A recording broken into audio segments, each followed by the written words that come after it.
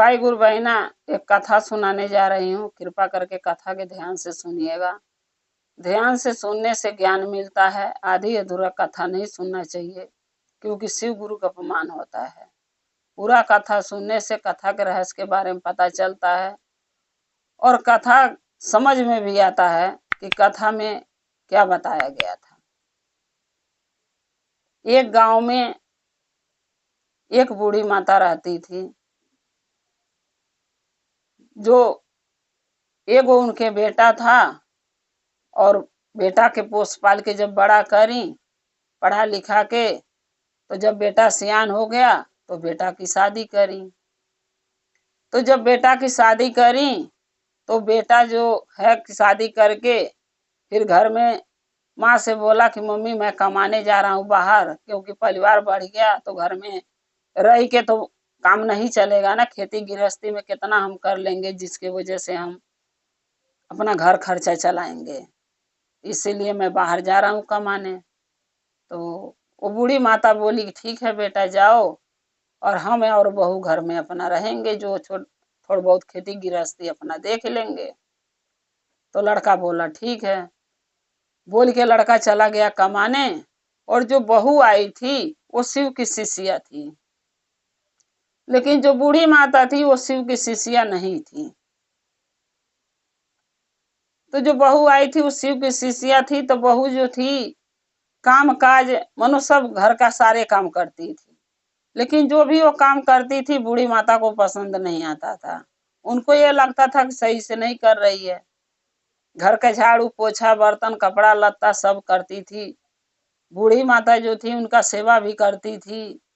उससे भी टाइम बचता था तो खेतों में जाके भी काम कर लेती थी, जैसे धान में घास निकालना होता है उसको भी जाके कर आती थी काम। क्योंकि बूढ़ी माता उसको एक मिनट भी चैन से बैठने सोने नहीं देती थी। उसको ये लगता था बूढ़ी माता जो थी कि काम करती रहे, सोने बैठने से क्या फायदा है।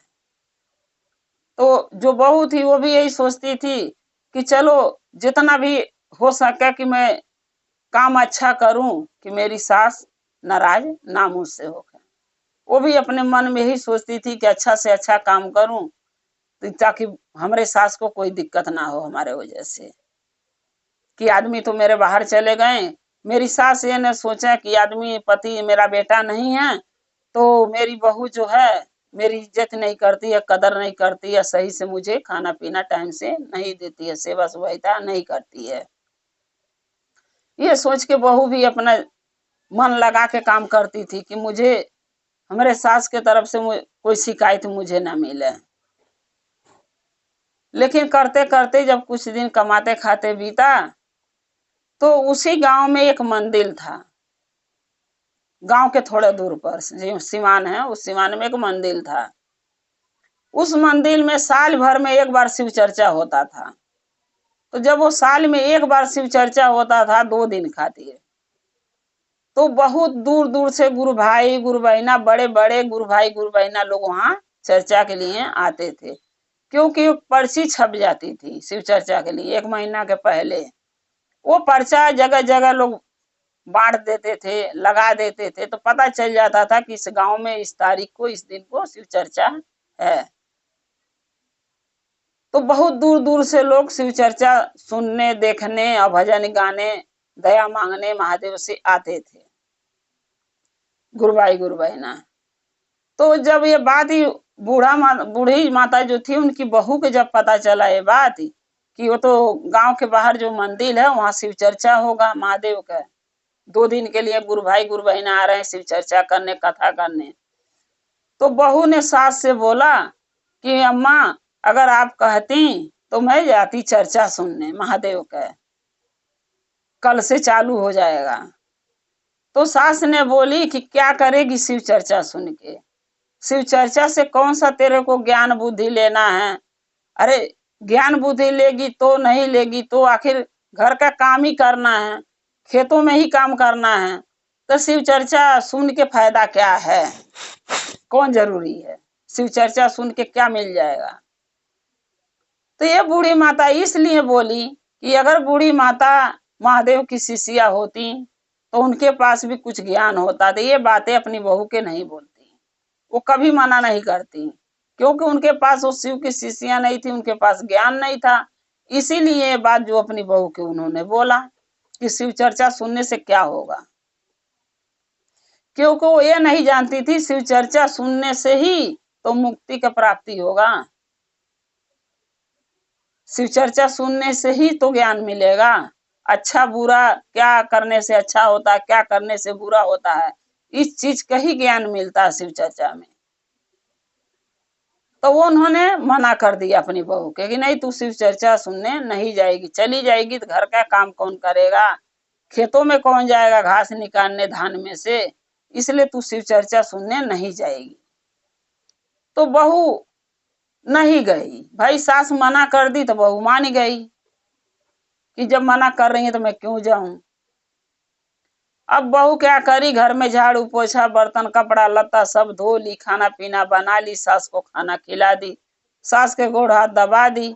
फिर थोड़ा सा टाइम बचा, 4 बजा, तो सोची कि घर में बैठ के क्या करूंगी, अभी सासू माता हमारे लगेंगी चिल्लाने हमारी सासू जी, इससे अच्छा मैं खेतों में चली जाती हूँ। वो खुरपाली खेत में चली गई घास निकालने के लिए, धान में से घास निकाल रही थी तो मने मने यही सोच रही थी कि मैं शिव की शिष्या हूँ, लेकिन मुझे मौका नहीं मिल रहा कि महादेव का चर्चा साल भर में एक बार गांव में होता है कि जाके मैं सुन सकूं। अगर मेरी सास भी शिव की शिष्या होती तो उनके पास ज्ञान होता तो वो भी जाती सुनने, मैं भी चली जाती उन्हीं के साथ, लेकिन उन्होंने ज्ञान नहीं लिया, इसीलिए उनको शिष्य नहीं शिष्या नहीं बनी महादेव की, इसीलिए उनके पास ज्ञान नहीं है।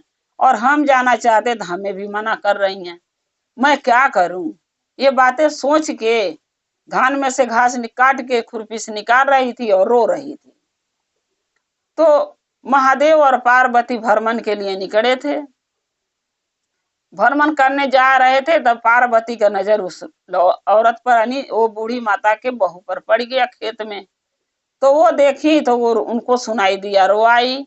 जब रोआई सुनाई दिया मैया पार्वती के, तब महादेव से कहने लगी कि हे महादेव जी, हे भोलेनाथ, चलिए ना, वो देखिए ना पृथ्वी लोक पर एक लेडीज रो रही है, लग रहा वो बहुत दुखी है। तो महादेव बोले कि चलो चलते हैं, देख लेते हैं क्या परेशानी है उसको। तो महादेव बोले कि नहीं, ऐसे नहीं जा सकते हम किसी के सामने, हम लोग भेष बदल के चलेंगे, नहीं तो ऐसे तो कोई भी मुझे पहचान जाएगा, आपको पहचान जाएगा कि महादेव और मैया पार्वती हैं। भेष बदल के चलेंगे ताकि लोग पहचाने नहीं, तब वो अपना दुख परेशानी बताएगी तो हम सुनेंगे। पार्वती बोली ठीक है। भेष बदल के बूढ़ी बूढ़ा के लोग आए और उस औरत के पास गए, यानी बूढ़ी माता के बहू के पास खेतों में।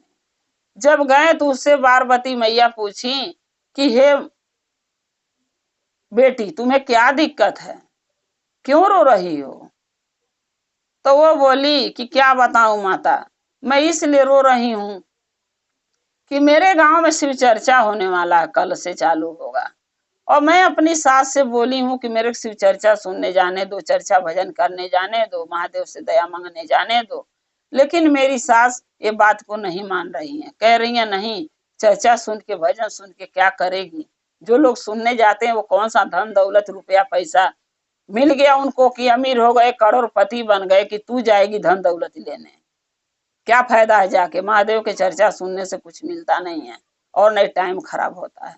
यही बोल के मुझे मना कर दी हैं, और मैं खेतों में आके घास काट रही, निकाल रही धान में से, और मैं यही सोच के रो रही हूँ कि अगर मेरी सास शिव की शिष्या होती तो वो भी चर्चा भजन में उनका भी मन लगता, वो भी सुनने जाती तो मैं भी उन्हीं के साथ चली जाती।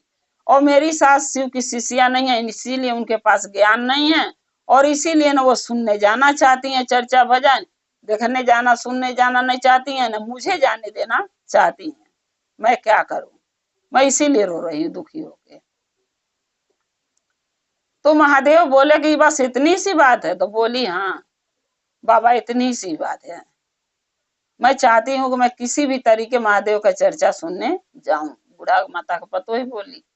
महादेव बोले ठीक है, तुम्हारी सास के ये लग रहा ना कि जो शिव चर्चा सुनने जाती हैं, शिव चर्चा करती हैं, शिव की शिष्या बनती हैं, तो उनको महादेव धन खजाना रुपया पैसा कहाँ से दे देते हैं, देते तो है ही नहीं, तो क्यों शिव की शिष्या बनती हैं, क्यों चर्चा भजन में जाती है, यही ना सोच रही तुम्हारी सास।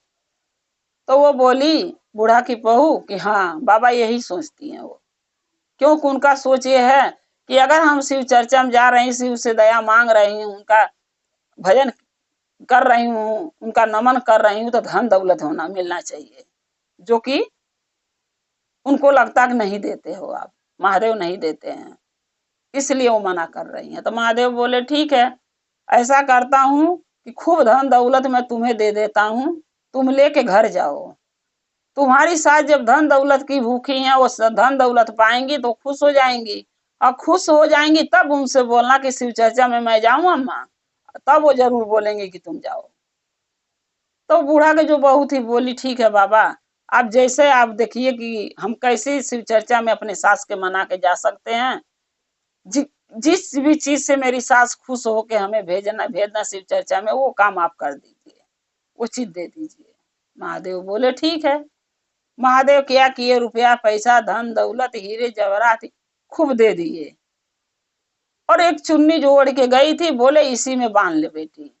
अब वो बूढ़ी माता की बहू बांध के कपारे पर धर के घरे लेके आई, तो अपनी सास को दी, बोली अम्मा देखिए ना, खेत में ना एगो बूढ़ी माता आई थी, एक बाबा आए थे, अब मुझे इतना धन दौलत रुपया पैसा दे के गए हैं, तो आप रख लीजिए। तो बोली तेरे को दिए कैसे, क्या मांगी है तू, धन दौलत मांगी होगी। बोली नहीं, मैं रो रही थी, ये सोच के कि आप चर्चा में नहीं भेज रही हैं, महादेव के दया मांगने के लिए नहीं जाने दे रही हैं, भजन सुनने के नहीं जाने दे रही हैं, इसीलिए मैं रो रही थी सोच के, और उन्होंने मेरा रुआई सुना तो आके मुझे धन दौलत दिए, बोले ले जाकर अपनी सास को दे देना, तो मैं आपको दे रही हूँ, आप रख लीजिए। तो जब धन दौलत सास पाई तो बहुत खुश हो गई।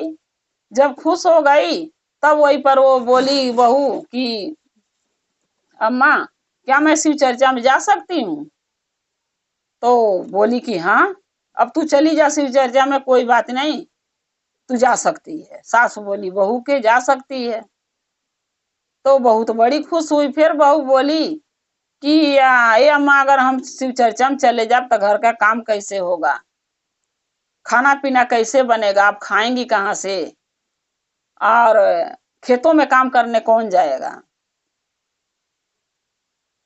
तब बूढ़ी माता बोली कि तुम्हें ये सब चीज सोचने की जरूरत नहीं है, मैं घर का सारा काम भी कर लूंगी, खाना भी बना दूंगी, झाड़ू पोछा बर्तन भी, कपड़ा लत्ता सब कर दूंगी, और खेतों में भी जाके घास निकाल लूंगी, तू चिंता मत कर, तू शिव चर्चा सुने जा। अब बहू चली गई शिव चर्चा सुने कि मेरी सास भेजी है तो चलो जा रही हूँ। लेकिन बहू ये नहीं सोच पाई कि सास मेरी क्यों भेजी है, ये तो उसको समझ में नहीं आया। वो शिव चर्चा सुनने चली गई, और सास क्या सोची कि मेरी बहू चली गई है, जो मैं सोच रही उसको मैं कर लूं। बस सास क्या करी, रुपया पैसा घर में धर दी, और जल्दी जल्दी घर का काम, झाड़ू पोछा बर्तन कपड़ा लत्ता सब धोई, खाना पीना बनाई, और खा पी के खेतों में चली गई। 4 बजे वो भी, जैसे शाम को 4 बजे बहू गई थी, वैसे 4 बजे वो भी चली गई, क्योंकि उसके मन में था लालच। बूढ़ी माता जो थी उनके मन में लालच था, इस कारण वो खेत में घास निकालने गई। खेत में जब गई घास निकालने, तो वो भी खेत में रो रही थी, बूढ़ी माता भी जाके रोने लगी। तो फिर मैया पार्वती और भोलेनाथ फिर भ्रमण के लिए निकले थे शाम के टाइम में। फिर जो है, फिर पार्वती का नजर वो बूढ़ी माता पर पड़ी।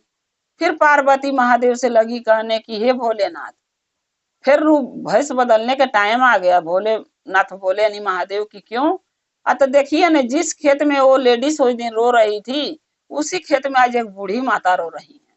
अब बताना इनको क्या दिक्कत है, चलिए न चल के देखते हैं, भेष बदल के चलते हैं। फिर बूढ़ी बूढ़ा के दोनों जने, मैया पार्वती महादेव, भेष बदले और फिर खेत में पहुंचे। जब खेत में गए तो फिर बूढ़ी माता से पूछी मैया पार्वती, बोली हे माता तुम्हें क्या कष्ट है, क्या दिक्कत है, ये बताओ, क्या तुम्हारी बहू खाना नहीं देती है, तुम्हारा बेटा घर से निकाल दिया, क्या दुख है, कुछ तो बताओ। तब बूढ़ी माता क्या बोली कि नहीं बहन, यानी बूढ़ी बूढ़ी दोनों मिल गई तो बहन बन गई। बोली नहीं बहन, हमें बूढ़ी माता थी, हमारी बहू जो है ना, बड़ी मेरी सांसत करती है, इसलिए मैं रो रही हूँ। मेरा बेटा घर से नहीं निकाला, क्योंकि मेरा बेटा तो विदेश है, बाहर है। लेकिन जो मेरी बहू है ना, मेरी बहू सांसत करती है, घर का एक काम नहीं करती है। झाड़ू से लेके पोछा तक, बर्तन, कपड़ा, खाना पीना सब मैं करती हूँ। मेरी बहू एक भी काम नहीं करती है, और ऊपर से कहती है कि मेरा सेवा भी करो। मैं सास होके उसका सेवा भी करती हूँ, और इसीलिए मैं रो रही हूँ कि मैं महादेव की शिष्या हूँ, मेरी बहू महादेव की शिष्या नहीं है। और मैं चर्चा भजन सुनने जाना चाहती हूँ, लेकिन मेरी बहू जो है जाने नहीं देना चाहती है। मेरे गांव में शिव चर्चा हो रहा मंदिर में, आज से मेरी बहू मना कर दी, और डर के मारे मैं नहीं गई, इसीलिए मैं रो रही हूँ। तो महादेव जो हैं वो देवों का देव महादेव हैं, घट घट वासी हैं, कैलाशी हैं, देव देव महादेव हैं। वो सब जानते हैं कौन झूठ बोलता कौन सच। तो बूढ़ी माता तो झूठ बोली, बहू तो झूठ नहीं बोली, लेकिन बूढ़ी माता ने झूठ बोला। तब महादेव अपने मन में सोच के कह रहे हैं कि देखो बूढ़ी माता कितनी झूठ बोल रही है। जो गलती खुद करती है, जो सांसद बहू की खुद कर रही है, ये बहू के ऊपर इल्जाम लगा रही है, अपने साथ बच रही है। शिष्या महादेव की बहू है, हमारी शिष्या तो इनकी बहू है, और ये अपने आप को मेरी शिष्या बता रही हैं, ये झूठ बोल रही हैं। फिर भी महादेव अपनी बात मन में सोच के अपने मन में रह गए। बूढ़ी माता से बोला कि ये बूढ़ी माता आप क्या चाहती हो? महादेव पूछे क्या चाहती हो हमारे से, कोई सहायता चाहिए? महादेव पूछे, मैया पार्वती भी पूछी कि कोई सहायता हम दोनों से चाहिए तो आप बताइए। बूढ़ी माता बोली कि आप लोग क्या सहायता कर सकते हैं, आप भी बूढ़े हम भी बूढ़े, तो आप क्या सहायता हमारे करेंगे, हमारे जैसे आप भी एक इंसान ही हैं। तो महादेव मैया पार्वती बोले ये मत सोचो कि मैं इंसान हूँ कि कोई भगवान हूँ, ये मत सोचो, बस ये बताओ तुम्हें मेरे से क्या सहायता चाहिए। तब बूढ़ी माता बोली कि हमें चाहिए कि हमारी बहू हमें सांसत ना करे, हमें चाहती हूँ, और शिव चर्चा में मैं जाऊं। महादेव बोले ठीक है, घर जाओ, जो तुम चाहती हो तुम्हारा पूरा हो जाएगा। तो जब वो जाने लगे मैया पार्वती या महादेव बूढ़ी माता से बोल के, तो बूढ़ी माता आवाज फिर दे रही हैं, बोली अरे आप लोग जा रहे हैं, आप लोग हमें तो कुछ दिए ही नहीं। तब महादेव पूछे कि क्या चाहिए? पूछ तो रहा हूं आपको क्या चाहिए, तो आप बताए नहीं। तब बूढ़ी माता सच्चाई लगी बकने, बोली कि नहीं मेरी बहू तो खेत में आई थी घास निकालने। तो वो बोली कि रो रही थी, तो एक बूढ़ी बूढ़ा आए थे, अब मुझे धन दौलत दे के गए हैं, तो धन दौलत मेरी बहू ले जाके मुझे दी। अब मैं सोची मैं भी खेत में आके घास निकालूंगी, अपने बहू की बुराई करूंगी, रोऊंगी, तो आप लोग मुझे धन दौलत देंगे, और आप तो कुछ भी नहीं दिए, ऐसे ही जा रहे हैं बिना कुछ दिए हमें। तो महादेव बोले आप ही तो बोली हो कि मैं ये चाहती हूँ कि मेरी बहू मेरी सांसत ना करे, अब मैं शिव चर्चा सुनने जाऊं। तो आप घर जाओ, जो आप चाहती हो आपको पूरा हो जाएगा। इतना कह के फिर दोनों जने चले गए। अब बूढ़ी माता जब घरे आ रही हैं तो पूरी रास्ते सोचती आ रही हैं कि पता नहीं कैसे उसको धन मिल गया, मुझे तो लोग दिए ही नहीं। अब मैं धन के ही लिए गई थी, और नहीं धन के चक्कर में मुझे घर का सारा काम भी करना पड़ा, और मेरी बहू चर्चा भी सुनने चली गई, और खेते से लेके घर तक मैं काम करी हूँ आज। आपको जिस चीज के लिए करी वो चीज मिला ही नहीं, धन के लिए सब करी, धन मिला ही नहीं। जब बूढ़ी माता सोचते सोचते घर पहुंची, घर जाने के बाद उनके पूरे देह में छाला और झलका घाव बन गया, पूरे शरीर में घाव बन गया, बड़े बड़े जैसे जला हुआ झलका पड़ता है वैसे ही पड़ गया, और दर्द पीड़ा उनके शरीर में चालू हो गया बूढ़ी माता के, क्योंकि उन्होंने झूठ बोला। और झूठ नहीं बोलना चाहिए। हम एक इंसान से झूठ बोल सकते हैं, वो समझ लेगा, औरत हो चाहे आदमी, कि हाँ ये बहन सही कह रही है, झूठ नहीं बोल रही है, वो मेरी बात को मान सकता। लेकिन भगवान कैसे मानेंगे? भगवान तो सब कुछ जानते हैं, कौन झूठ बोलता कौन सच। जब महादेव झूठ बूढ़ा बोली तभी सोच लिए कि ये बूढ़ी माता को अच्छा राय और अच्छा ज्ञान समझाना और बताना बहुत जरूरी है।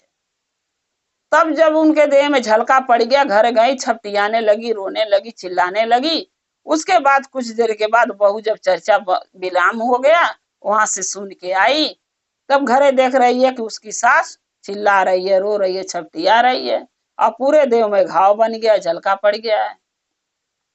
तब बहू सास से पूछी कि ये अम्मा कैसे हो गया ये सब? अभी मैं गई चर्चा में तो आप तो ठीक थी, अच्छी भली थी, आपको ये कैसे हो गया? तब बोली कि पता नहीं, मैं खेतों में गई घास निकाल रही थी। अभी भी सच्चाई बूढ़ी माता नहीं बोल रही है बहू पे, कह रही है मुझे नहीं मालूम, खेत में गई घास निकाल रही थी, मेरे देह में सारा झलका पड़ गया, घरे आई हूँ तो, और तू तेरे ही चलते हुआ है झलका, जो भी बीमारी दुख मुझे हुआ तेरे चलते। अब बहू पूछी कि माता मेरे अम्मा मेरे चलते कैसे पड़ गया झलका, आप कैसे बीमार पड़ गई? बोली तब क्या, तेरे को मैं मना करी महादेव का शिव चर्चा सुने मत जाइए। महादेव के जो भी शिव चर्चा सुनता है, भजन सुनता है, वो सुखी नहीं रहता है। और तू बात नहीं मानी चली गई, तो वही तो प्रकोप महादेव हमके दिए हैं, क्योंकि तू ही तेरे चलते दिए। अगर तू चर्चा में नहीं जाती तो मुझे दुख नहीं मिलता है। तब बहू बोली कि अम्मा मेरे चलते नहीं मिला है, महादेव किसी को बिना गुनाह के, बिना गलती के सजाई और कष्ट नहीं देते हैं। वो शिव गुरु है, देवों देव महादेव हैं। वो अपने लिए कुछ नहीं रखते हैं, मगर भक्तों में, अपने शिष्य शिष्या में बांटते रहते हैं, अपने भक्तों में बांटते रहते हैं, लेकिन अपने लिए कुछ नहीं रखते हैं। मैं कैसे मानूं कि महादेव के चर्चा भजन सुनने गई उसके वजह से आपको तकलीफ हुई है, दुख हुआ है? मैं नहीं मान सकती। कुछ और बात है, आप बताइए। अगर आप सच्चाई बताएंगे, बहू बोली अपनी सास से कि अम्मा अगर आप सच्चाई बताएंगे कि आपको कैसे परेशानी हुई, कैसे झलका पड़ा, कैसे कष्ट हुआ, तो हम उसका उपाय कर सकते हैं। नहीं आप बताओगी तो मैं कुछ नहीं कर पाऊंगी। तब सास जो थी बूढ़ी माता सही सही बताने लगी अपनी बहू से। बोली हे बहू, जब तुम धन लाई रुपया पैसा, तब मेरे दिल में लालच आ गया। मैं सोची मेरी बहू खेत में गई, रो रही थी, घास निकाल रही थी, तो दुगो बूढ़ी बूढ़ा आए और धन दौलत दे के गए, तो वही सोच के मैं भी खेत में गई कि घास निकालूंगी, या लोग आएंगे तो मुझे धन दौलत दे के जाएंगे, तो मेरे पास और धन दौलत बढ़ जाएगा, इसीलिए मैं रो रही थी। और दुगो बूढ़ी बूढ़ा तो खेत में आए थे, लेकिन मुझे धन दौलत नहीं दिए। मैं जो बोली उसी के लिए, जो बात मैं उनसे बताई उस बात के लिए तुम्हारी शिकायत मैं कर दी महादेव से कि मेरी बहू ऐसे ऐसे सांसत करती है। तब बूढ़ी बूढ़ा लोग बोले कि सांसत करती है तो जाओ, जो तुम चाहती वो मिल जाएगा। क्योंकि मैं दो ही बात बोली, एक बोली कि मेरी बहू जो सांसद करती वो मेरा ना करे, और दूसरे बात हम शिव चर्चा में जाना चाहती, मेरी बहू ना रोके। तो उन्होंने बूढ़ी बूढ़ा ने बोला कि जाओ, जो तुम चाहती हो तुम्हें मिल जाएगा। आज जब मैं घर आई हूँ तो मेरे शरीर में छाले पड़ गया, धन दौलत लोग दिए नहीं, लेकिन छाला पड़ गया। तब वो बहू जो है बूढ़ी माता के बोली कि माँ अम्मा आपको मन में ना लालच आ गया था, और लालच बुरी बलाई है, लालच नहीं करना चाहिए। आपने लालच किया, मेरे से बिना पूछे बिना बताए आपने लालच आपके मन में जाग गया, आपने खेतों में गई घास निकाली, और महादेव अच्छा भगवान से प्रार्थना करी कि मुझे धन दौलत मिले। अब बूढ़ी बूढ़ा जो लोग आए तो आपको धन दौलत तो दिए नहीं, लेकिन आपको ये बीमारी दे दी है, क्योंकि आपके मन में लालच था, इसलिए आपको ये परेशानी उठाना पड़ा, मेरे वजह से नहीं हुआ है। कि हो सकता, जब बहू बोली कि हो सकता हूँ मैया पार्वती या महादेव रहे हूँ, जो आप झूठ बोली हो मेरे खिलाफ, उनको तो सब पता है कि आप गलत हो कि मैं गलत हूँ, तो हो सकता उसके कारण से आपको एक कष्ट मिला हो, तो हमारा नाम आप क्यों ले रही हैं? तब बूढ़ी माता बहू से माफी मांगी, बोली हे बहू मुझसे गलती हो गया, अब ये गलती कैसे सुधारा ये बताओ। तब बहू बोली सास को कि अम्मा ऐसा कीजिए कि अभी कल भी चर्चा भजन महादेव का होगा, तो कल सुबह हम चलेंगे महादेव के मंदिर में जहाँ चर्चा भजन हो रहा, वहां महादेव से दया मांगेंगे और महादेव का चर्चा भजन सुनेंगे, और जो आप गलती करी हो उसका क्षमा मांगो, और दया आपके लिए मैं भी मांगूंगी, आप भी मांगना। आप पूरा, मेरे को भरोसा विश्वास है महादेव पर कि महादेव आपको ठीक कर देंगे, सब कष्ट से निरोग कर देंगे, आप चिंता मत करो। बूढ़ी माता की अपनी गलती पर पछतावा हुआ, बहू से भी माफी मांगी, सुबह गई मंदिर में, महादेव से चर्चा में माफी मांगी, उनसे दया मांगी, झोली फैला के हाथ फैला के दया मांगी, माफी मांगी। अब बोली कि हे महादेव, हे शिव गुरु, हमें जो झलका बीमारी, जो कष्ट दिए हो, हमारे लालच के कारण आप दिए हो, हमके सही रास्ता दिखाने के लिए हमें क्षमा कर दो। हम आपके शिव शिष्या बनना चाहते हैं। हमारी बहू हमारा नाम का घोषणा कर देगी, मैं भी आपके शिष्या बनूंगी। उसी चर्चा में घोषणा करवा ली सास ने, यानी बूढ़ी माता ने अपना, और सास पतोही दोनों महादेव की शिष्या बन गई और महादेव का पूजा पाठ करने लगी। जो भी बूढ़ी माता के कष्ट परेशानी हुआ था वो सब ठीक हो गया। हंसी खुशी बूढ़ी माता सास पतोही दोनों रहने लगी और कमाने खाने लगी। तो इसीलिए कहा जाता गुरु भाई गुरु बहना कि झूठ नहीं बोलना चाहिए। सही है सो सही है, किसी की बहू हो, गलत है तो गलत बोलो, सही है तो सही बोलो, उसको झूठ बोल के कोई फायदा नहीं। सच्चाई बोलो ताकि महादेव सब देखते हैं, सब सुनते हैं, क्या सही है क्या गलत है। सास गलत की बहू गलत, कौन झूठ बोला कौन सच बोल रहा है, किसके पास धन है किसके पास नहीं है, छुपाने से कोई फायदा नहीं। अगर हम कहें मेरे पास कुछ नहीं है तो महादेव सब जानते हैं किसके पास है कि नहीं है, तो हम छुपा करेंगे क्या। इसलिए कभी भी सच बोलना चाहिए, झूठ नहीं बोलना चाहिए, और किसी के ऊपर झूठा इल्जाम नहीं लगाना चाहिए, और लालच तो बिल्कुल नहीं करना चाहिए। जो नसीब में लिखा होगा वही मिलेगा, उससे ज्यादा कुछ नहीं मिलेगा। तो मेरा ये चर्चा यहीं समाप्त होता है। ये चर्चा, ये कथा मेरा आपको कैसा लगा गुरु भाई गुरु बहना, कमेंट में लिख के भेजिएगा, और चैनल को सब्सक्राइब कर लीजिएगा कि मेरा वीडियो आपके पास पहुंचती रहे, और आप हमारी वीडियो देखें, हमें प्यार और दुलार ऐसे देते रहें। हर हर महादेव, घर घर महादेव। महादेव की कृपा आप लोग पर सदा बना रहे, महादेव आप लोग के साथ सदा रहे। जय शिव गुरु।